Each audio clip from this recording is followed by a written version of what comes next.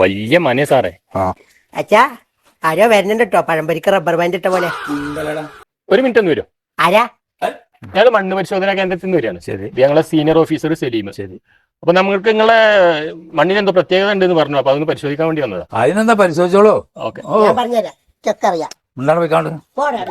ഇത് അവിടെയാണ് സ്ഥലം.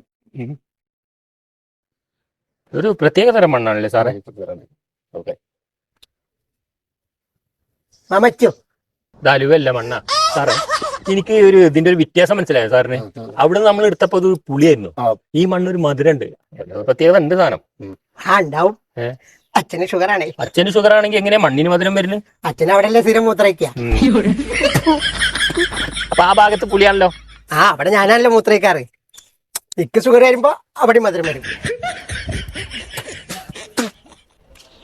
ആരമോനെ അവിടെ ബാത്റൂം ഒക്കെ വൃത്തിയാക്കി വെച്ചിരിക്കണ? ഞാനല്ല അച്ഛാ. പിന്നെ ഇയാളാണ്ട് വേറെ ആരാ അവിടെ പോണ? ഞാന് തൊടിയിലാ പോയെ. എന്നാ പോയിട്ടൊക്കെ വൃത്തിയാക്കി വന്നാ. സാറേ, സാറ് അറിയാതൊരു തെറ്റ് ചെയ്തിട്ടുണ്ട് ഞാൻ. എന്താ കാര്യം പറയും? അതായത് നമ്മളെ മണ്ണ് പരിശോധിക്കുന്നതിന്റെ ഇടയിൽ ഒരു സാധനം കിട്ടിയിട്ടുണ്ട്, ഗോൾഡ് കളറിൽ. അങ്ങനെ എടുത്തിട്ട് പോക്കറ്റിൽ ഇട്ടിട്ടുണ്ട്.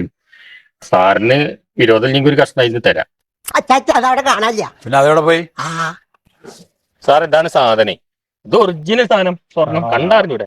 മണ്ണാണ് സഹിക്കാൻ പറ്റാത്തത്, എന്നാലും മണ്ടില്ല.